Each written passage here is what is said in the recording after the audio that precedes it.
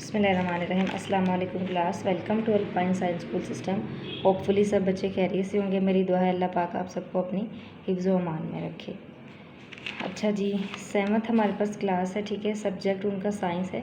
Chapter number 4 हम study कर रहे हैं मैग्नेट्स एंड इलेक्ट्रोमैग्नेट्स, ठीक है। जो आपके लर्निंग ऑब्जेक्टिव्स हैं आज के, इलेक्ट्रोमैग्नेटिज्म के बारे में पढ़ेंगे, क्या होती है हमारे पास, और लाउड स्पीकर क्या होता है, उसका फिनोमिना क्या होता है, उसमें साउंड कैसे प्रोड्यूस होती है, ठीक है। तो मुझे उम्मीद है आपने अपना पिछले वाला लेक्चर जो अटेंड किया होगा और उसको लर्न भी किया होगा और क्वेश्चन जो थे उसको राइट भी किया होगा। अच्छा जी, रीडिंग स्टार्ट करते हैं हम। इलेक्ट्रोमैग्नेटिज्म है, ठीक है। If a compass is held near to a wire carrying an electric current, अगर एक कंपास है, ठीक है, उसको हम वायर के करीब रखें जिसके अंदर इलेक्ट्रिक करंट हो, the compass needle will move, ठीक है। जो कंपास नीडल है वो हरकत करना शुरू कर देगी, showing that the wire has a magnetic field, इस चीज़ को जाहिर करेगी कि वायर के अंदर जो है तार है उसके अंदर मैग्नेटिक फील्ड प्रेजेंट है around it. This affect is called electromagnetism, इसका जो असर होता है उसको, जिसकी वजह से वो उसने मैग्नेटिक फील्ड को शो किया और वो मूवमेंट करने लगी, वो हमारे पास है electromagnetism. Electromagnetism can be investigated using iron filings, ठीक है। आयरन फिलिंग्स जो इसको हम इन्वेस्टिगेट कर सकते हैं आयरन की फिलिंग्स यूज़ करके। प्लॉटिंग कंपासेस रख के the diagram shows the field pattern, ठीक है। सामने डायग्राम दिखाई हुई, इसमें फील्ड पैटर्न जो है आपको एक दिखाया हुआ है, ठीक है।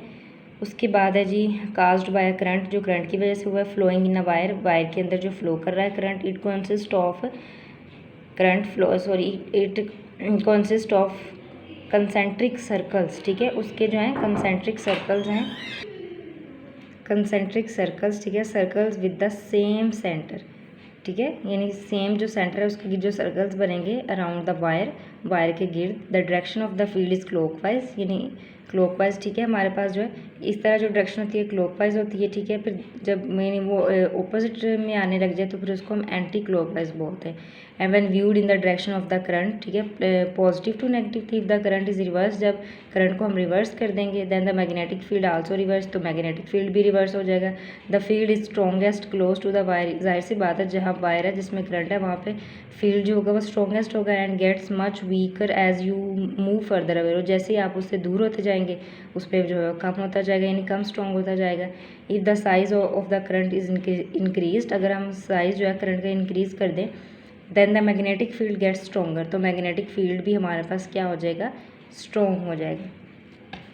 अच्छा जी, इस टॉपिक में से जो आपने क्वेश्चन करना है वो है g what is electromagnetism. Electromagnetism हमारे पास क्या होता है। If a compass is held near to a wire carrying an electric current, the compass showing that the wire has a magnetic field around it, this affect is called electromagnetism.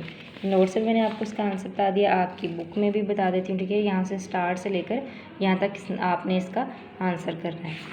अच्छा जी, next हमारे पास जो है थोड़ा सा हम loud speaker के बारे में देखते हैं। हमारे पास लाउड स्पीकर क्या होता है। Inside a loud speaker is a permanent magnet, ठीक है।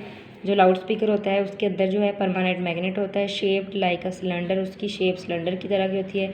This produces a strong magnetic field, ये स्ट्रॉन्ग मैग्नेटिक फील्ड प्रोड्यूस करता है। Within this magnetic field is a coil, उसके अंदर एक कॉयल होती है attach to a paper cone, paper cone के साथ अटैच होती है। एन एम्पलीफायर होता है, इन योर एम्पलीफायर होता है, ठीक है, जो चीज़ों को एम्पलीफाई करता है, इन उसकी जो है साइज़ को बढ़ाता है। इन योर रेडियो, रेडियो के अंदर और मोबाइल फ़ोन के अंदर sends out an electric current, क्या करता है, इलेक्ट्रिक करंट को सेंड करता है। Which move forwards and backwards quickly, जो आगे और पीछे की तरफ तेज़ी के साथ हरकत करता है। थ्रू द कॉयल, कॉयल के ज़रिए।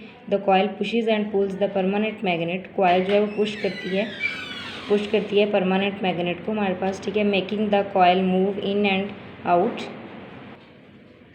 सो द कोन वाइब्रेट्स, ठीक है। जो हमारे पास कोन होती है वो उसमें वाइब्रेशन आ जाती है। These vibrations travel through the air, फिर ये वाइब्रेशन जो होती हैं एयर के थ्रू ट्रैवल करती हैं, air to your ear, sorry हवा के ज़रिए आपके कानों तक आती हैं। Which detect them as a sound, जिसको हम जो है आवाज़ के तौर पर डिटेक्ट कर लेते हैं, यानी पहचान लेते हैं। अच्छा जी, जो नेक्स्ट क्वेश्चन है आपका वो आपने करना है क्वेश्चन नंबर 10 जो है, what causes the current in a loudspeaker to go backwards and forwards. अभी हमने इसको स्टडी किया है। एम्पलीफायर जो होता है वो इन द डिवाइस, जो डिवाइस के अंदर होता है वो लाउड स्पीकर है, उसमें जो है go do backwards and forwards, उसकी वजह से वो बैकवर्ड्स और फॉरवर्ड्स उसकी मूवमेंट होती है। फिर क्वेश्चन नंबर 11 है, how does the vibration from a loudspeaker get to your ears, आपके कानों तक आवाज़ कैसे आती है लाउड स्पीकर के ज़रिए। बाय साउंड वेव्स, ठीक है। आवाज़ की जो ठीक है लहरें होती हैं उसकी वजह से हमारे जो है वो कानों तक आती है, वेव्स के ज़रिए उसको हम फिर डिटेक्ट कर लेते हैं।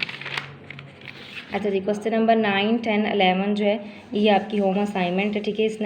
इसको आपने लर्न करना है और इसको राइट भी करके देखना है। ओके जी, गुड लक, अल्लाह हाफिज़।